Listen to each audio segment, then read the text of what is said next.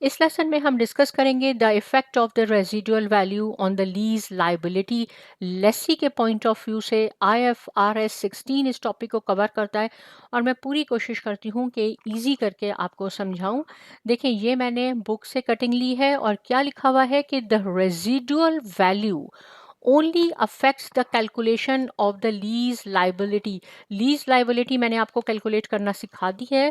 Quickly एक बार फिर बता देती हूँ कि सपोज अगर आपने कोई मशीनरी या इक्विपमेंट रेंट पे लिया है 4 इयर्स के लिए और हमारा कॉन्ट्रैक्ट हुआ है कि $40,000 आपने उसके पर ईयर रेंट देना है, तो हमने इसकी पहले प्रेजेंट वैल्यू निकालनी होती है एन्युटी के टेबल से देख के, और उसके बाद अगर आपके पास लिखा हो simple guaranteed residual value, expected value नहीं लिखी हो, सिर्फ गारंटीड हो, तो हम उसकी प्रेजेंट वैल्यू निकाल के टोटल करके लीज लाइबिलिटी कैलकुलेट कर लेते हैं। लेकिन यहाँ बात हो रही है कि अगर क्वेश्चन में आपको गारंटीड भी दिया हो और एक्सपेक्टेड रेजिडुअल वैल्यू दिया हो, तो हम कैसे कैलकुलेशंस करते हैं लीज लाइबिलिटी के लिए।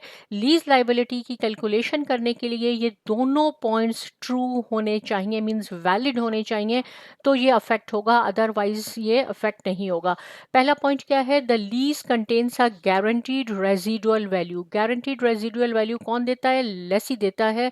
उसने सपोज आपकी इक्विपमेंट है उसका उसकी हम कर लेते हैं सपोज 100K उसकी फेयर वैल्यू है और उसने आपको 3 साल के लिए लीज पे दिया है, चलें 2 साल कर लेते हैं, 2 इयर्स के लिए आपको लीज पे दिया है और आपने गारंटी उसको कहा है कि गारंटीड जब मैं आपको आपकी ये मशीन वापस करूँगा तो इसकी वैल्यू जो होगी रेजिडुअल वैल्यू 16,000 होगी। तो ये हो गई हमारे पास गारंटीड रेजिडुअल वैल्यू। लेकिन आप एक्सपेक्ट कर रहे हैं, आप सोच रहे हैं कि गारंटी तो मैंने 16,000 की दी है लेकिन एक्सपेक्टेड वैल्यू इसकी 8,000 होगी।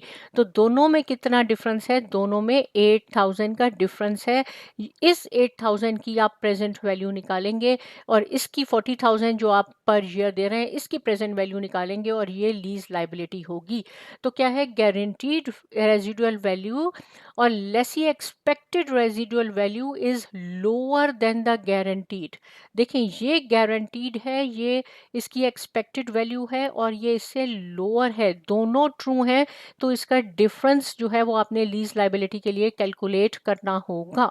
आई होप कि ये कॉन्सेप्ट आपको क्लियर हो गया है। तो यहाँ मैंने क्या लिखा है कि ये भी मैंने आपकी बुक से ही लिया है कि अगर expected residual value less than होगी गारंटीड रेजिडुअल वैल्यू से, जो हमारा केस है, तो ये अफेक्ट करेगा। आपने प्रेजेंट वैल्यू किसकी कैलकुलेट करनी है? Difference between the expected residual value and the guaranteed value is included in the lease liability, इन दोनों का डिफरेंस। अगर आपकी एक्सपेक्टेड रेजिडुअल वैल्यू आपकी एक्सपेक्टेड यहाँ पे समझिए हम सेम कर लेते हैं। मैं कहती हूँ कि गारंटी तो मैंने आपको 16,000 की दी है लेकिन एक्सपेक्टेड है कि 20,000 इसकी वैल्यू होगी अब जब हम लीज हमारी कॉन्ट्रैक्ट ख़त्म होगा। तो यहाँ तो कोई इसका अफेक्ट नहीं होगा लीज लाइबिलिटी में, क्योंकि जब आप ओनर को वापस कर रहे हैं तो उसकी वैल्यू तो ज़्यादा है, राइट? तो कोई अफेक्ट नहीं होगा। नो गारंटीड रेजिडुअल वैल्यू, अगर कोई गारंटी नहीं दी गई है रेजिडुअल वैल्यू की लेसी की तरफ से, तो भी उसका कोई इफेक्ट नहीं होगा, राइट? इसको हम इसी एग्जांपल को थोड़ा सा आगे बढ़ाते हैं। यहाँ पे क्या लिखा है मैंने? What happens if the expected residual value is less than the guaranteed residual value. Expected residual value is less than the guaranteed residual value, जो मैंने अभी बताई थी कि हमारी गारंटीड 16,000 है और हमारी एक्सपेक्टेड 8,000 है। लेकिन एक्चुअल में क्या हुआ कि ये जो हमारी थी आखिर में एक्सपेक्टेड जो थी ये 6 हो गई 8 के बजाय, right? Shortfall is greater than the lessee had anticipated. Lessee ने एंटिसिपेट किया था कि ये 8,000 होगी इसकी एक्सपेक्टेड, लेकिन एक्चुअल में 6,000 हो गई। तो इन दोनों में अब आपने डिफरेंस देखना है, कितना दोनों में डिफरेंस हो गया, कितना ये कम हो गया? 2,000। तो इससे आपने एंट्री बनानी है 2,000 लॉस की। लॉस ऑन द लीज 2,000 और फिर आपने डेफिनेटली लेसी ने कैश देना होगा 2,000।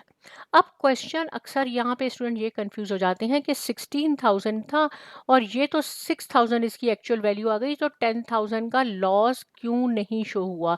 यहाँ तो होना चाहिए था 10,000 का, वो इसलिए नहीं हुआ कि इनिशियल जब आपने ये कहा था कि ये गारंटीड है और ये एक्सपेक्टेड है, तो 8,000 का डिफरेंस यहाँ आ गया था जो हमने प्रेजेंट वैल्यू फाइंड आउट करके लीज लाइबिलिटी में ऑलरेडी शामिल कर लिया था। बाकी अब एक्चुअल में ये आया है तो आप इसको 2000 से लॉस शो कर देंगे, और एग्जैक्टली मैंने यहाँ पे भी यही एग्जांपल लिखी है कि गारंटीड आपकी 16,000 है, 8,000 आपकी एक्सपेक्टेड थी लेकिन एक्चुअल में 6 हो गई। It means that 8,000 payment to cover the difference, ये इस चीज़ की, ये जो मैंने पॉइंट लिखा है ना, ये इसके लिए लिखा है।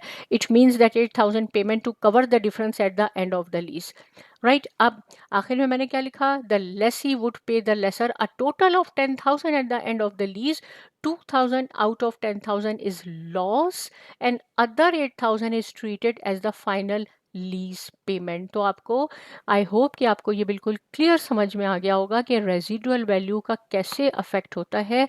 जो आपकी गारंटीड रेजिडुअल वैल्यू है वो ज़्यादा होनी चाहिए एक्सपेक्टेड रेजिडुअल वैल्यू से, तो हम उसको डिफरेंस को कैलकुलेट कर लेते हैं प्रेजेंट वैल्यू और फिर हम लीज लाइबिलिटी उसकी कैलकुलेट करते हैं।